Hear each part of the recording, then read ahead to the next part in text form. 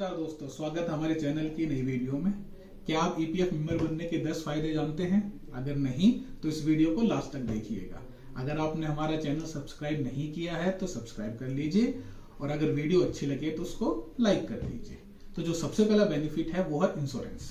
तो आप जैसे ही पीएफ के मेंबर बनते हो तो बाय डिफॉल्ट आप पीएफ पे एक स्कीम होती है ईडीएलआई, उसके मेंबर बन जाते हो। ईडीएलआई मतलब एम्प्लॉय डिपॉजिट लिंक इंश्योरेंस, जैसे कि इसके नाम के अंदर ही है इंश्योरेंस। आपका ऑटोमेटिकली इंश्योरेंस हो जाता है।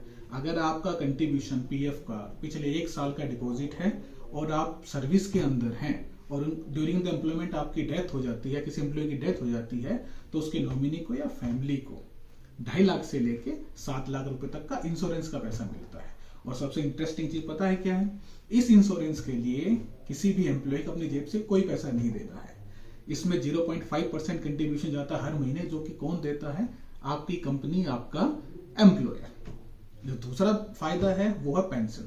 अगर एम्प्लॉय ने अपना पीएफ का कंट्रीब्यूशन लगातार 10 साल तक डिपॉजिट कराया है तो 58 ईयर्स के बाद वो पेंशन के लिए एलिजिबल हो जाता है। अगर आज की डेट की बात करें तो मिनिमम जो पेंशन है 1000। कोई भी अगर आप 58 ईयर्स का है तो उसका कम से कम उसको 1000 रुपए तो पेंशन हर महीने मिलेगी ही मिलेगी। ज्यादा भी मिल सकती है, वो डिपेंड करता है कि उस एम्प्लॉय का कंट्रीब्यूशन कितना डिपॉजिट हुआ है। और जो तीसरा बेनिफिट है वो है pension in case of death. अगर कोई एम्प्लॉय जो 10 साल तक जिसने कंट्रीब्यूशन डिपॉजिट कराया, तो मैंने बताया वो पेंशन का मेंबर, पेंशन के लिए एलिजिबल हो जाता है। अगर 10 साल के बाद उसकी डेथ हो जाती है तो उसको ईडीएलआई का पैसा तो मिलेगा ही मिलेगा, इंश्योरेंस का पैसा तो मिलेगा ही मिलेगा, साथ में साथ उसके नॉमिनी को, अगर उसका नॉमिनी नहीं है तो उसके अगर 2 बच्चे हैं तो 2 बच्चों को 25 साल की एज तक, अगर 2 बच्चे भी नहीं हैं, अगर बच्चे भी नहीं हैं तो उसके पेरेंट्स को पेंशन मिलती है। वो भी जो उसके कंट्रीब्यूशन के हिसाब से जो कैलकुलेशन होती है वो उसको पेंशन मिलेगी। जो फोर्थ बेनिफिट होता है वो बेनिफिट है 1.16% of contribution in pension every month by central government. यानी कि जो पेंशन में आपका पैसा डिपॉजिट हो रहा है उसके ऊपर सेंट्रल गवर्नमेंट और 1.16% कंट्रीब्यूशन डालती है, जिससे आपका कोई लेना देना नहीं है एम्प्लॉय का, बस गवर्नमेंट डालेगी, जिससे आपके पेंशन में थोड़ा सा इजाफा होता है। 5वां बेनिफिट है same percentage deposited by employ. यानी कि जो 12% आपने अपने पीएफ में डिपॉजिट कराया है, सेम उतना ही अमाउंट जो आपकी कंपनी एम्प्लॉयर है वो भी आपके पीएफ खाते के अंदर जमा कराती है। इवन वो 1% ज्यादा कराती है। 1% ज्यादा कैसे? 12 तो आपके अकाउंट में, 12 आपका हो गया, 12 आपके एम्प्लॉयर, 24% आपके पीएफ अकाउंट में है। 0.5% एक्स्ट्रा देती है किसके लिए? जो मैं स्टार्टिंग बताया, आपका इंश्योरेंस करने के लिए कंपनी देती है। और 0.5% और देती है वो किसके लिए? जो भी ये पीएफ का काम होता है उसके एडमिन चार्जेस के लिए। जो सबसे बड़ा जो 6 बेनिफिट है वो है हाईएस्ट रेट ऑफ इंटरेस्ट। क्या आप जानते हैं आज के टाइम में जो भी आपका पीएफ का पैसा आपके पीएफ अकाउंट में पड़ा हुआ है, गवर्नमेंट पर ईयर 8.10% उसके ऊपर ब्याज देती है। इतना ब्याज तो किसी एफडी में भी नहीं मिलता है आज की डेट में। और जो 7वां फायदा है वो है अर्ली विड्रॉल, एडवांस भी बोलते हैं, अर्ली विड्रॉल भी बोलते हैं।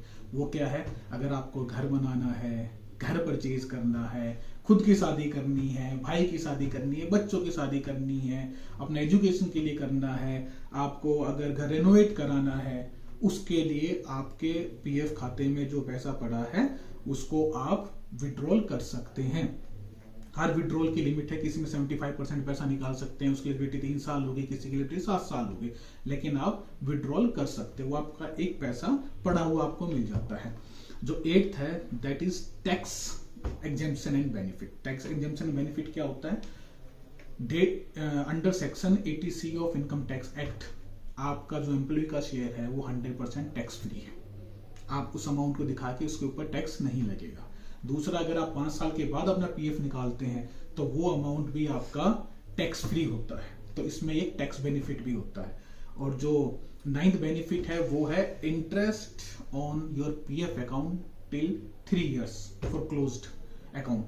मतलब अगर आपका पीएफ का कंट्रीब्यूशन डिपॉजिट होना बंद हो गया तो 3 साल तक अगर आप पैसा आपका खाते में पड़ा है तो गवर्नमेंट उसके ऊपर जो अभी इंटरेस्ट रेट है 8.10% पर ईयर आपको देती रहेगी।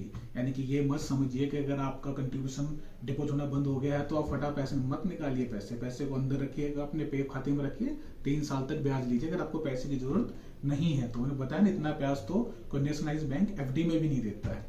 और 10वां जो सबसे बड़ा बेनिफिट है, दैट सेविंग मतलब आप सबको पता है कितनी भी सैलरी हो एम्प्लॉय की, वो 10,000 कमाता है चाहे 1 लाख कमाता है, डेली के खर्चों में, हर महीने खर्चों में पैसा कब निकल जाता है, कहाँ निकल जाता है, किसी को नहीं पता।